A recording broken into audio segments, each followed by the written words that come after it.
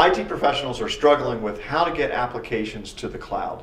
Joining me on the whiteboard to help understand how to get applications to the cloud and why the struggle is there in the first place is Ron Bianchini. He's the CEO and founder of Avere Systems. Ron, thanks for joining us. Oh, thanks for having me, George. So talk to me about this. What's the challenge with getting applications to the cloud? It all goes back to a fundamental principle called CAP. Okay. So if you look at a distributed storage system, there's three attributes that are very important when people rely on distributed storage. So the first is consistency. They want to know that when they write something to that storage server, they always get that value. Okay. The second is availability. Availability is hard to implement in wide-scale distributed systems, but what availability says is if any resource in the storage solution is available, you want to return the data that's available at that resource. Gotcha. So just you want things to be highly available. Okay. The third is partition tolerance. So partition tolerance tells us that if there's an outage, if there's a failure anywhere in the storage solution, you still want that storage server to actually be able to read and write data while there's a partition.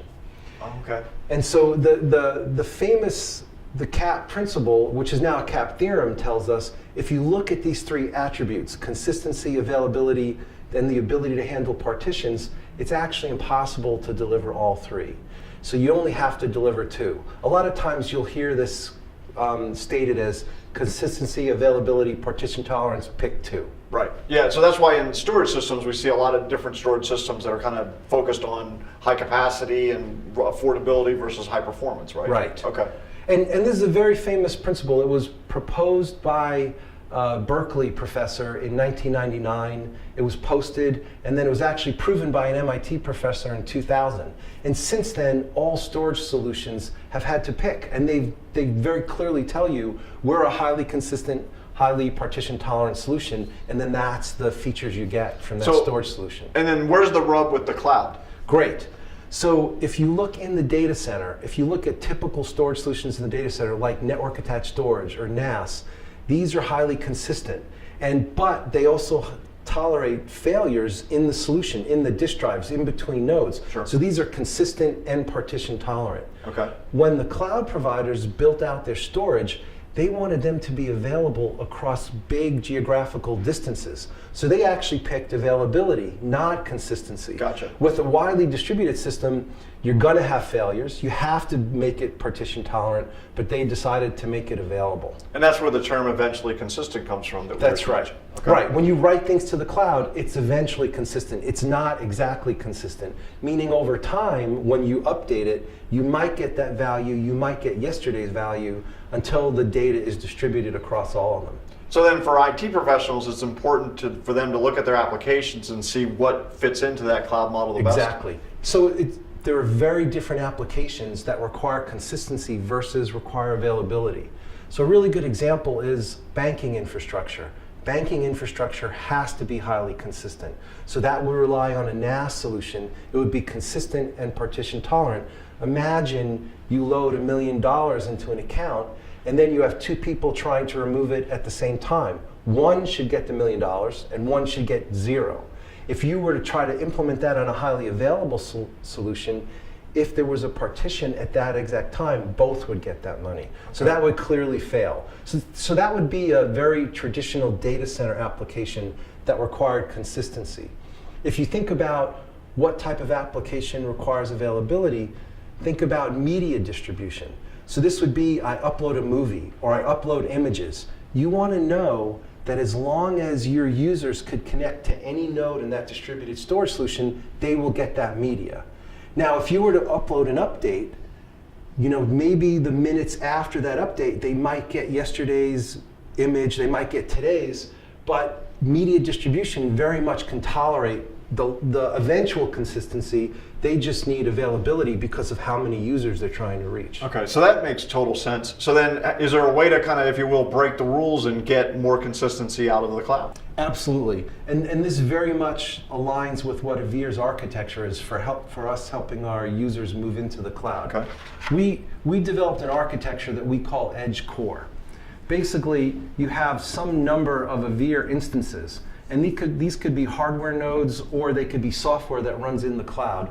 And these Avere instances talk to your users or your servers.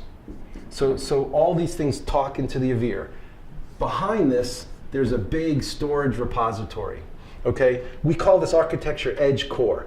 The edge device, the Avere device, is what's keeping the users fed. Okay. So it's in the very first instance of our product, this was purely a caching layer. Right. And the repository is the big bulk data. It's Okay. where your data is being stored. So in the cloud model, that would be like an S3 object That's store. right. That would be like an object store. Okay. And so what we did when we adapted this architecture to the cloud that I don't think a lot of people realize is we can guarantee a highly consistent access to data up front because we added a consistency layer in our caching, even though the back end is eventual consistency, is high availability. So not only does our cache keep the data local to keep these guys fed, it also keeps track of what version it better get from the back if it tries to read it back. So therefore, we can guarantee high consistency even though the data is stored in a highly available storage server. So essentially, you're managing the back end and if you will, buffering that consistency, and then but you're only presenting the sort of the consistent The version data out that's to high, users. it's exactly right. We're only presenting the data that's highly consistent, even if this guy falls behind in updating everyone. So then as an IT professional, that allows me to move my applications to the cloud, even if they require a high level of consistency, because you can front end that. Right. Imagine you have all these apps that you're trying to move to the cloud, where typically you would point them at S3 to get that very low, big bulk cost point for storage.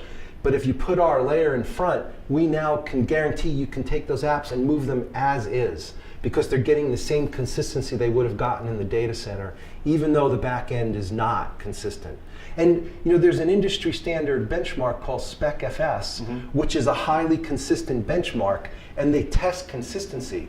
We're the only vendor ever to be able to run a highly consistent spec benchmark in front of an eventual consistency repository. Oh, okay.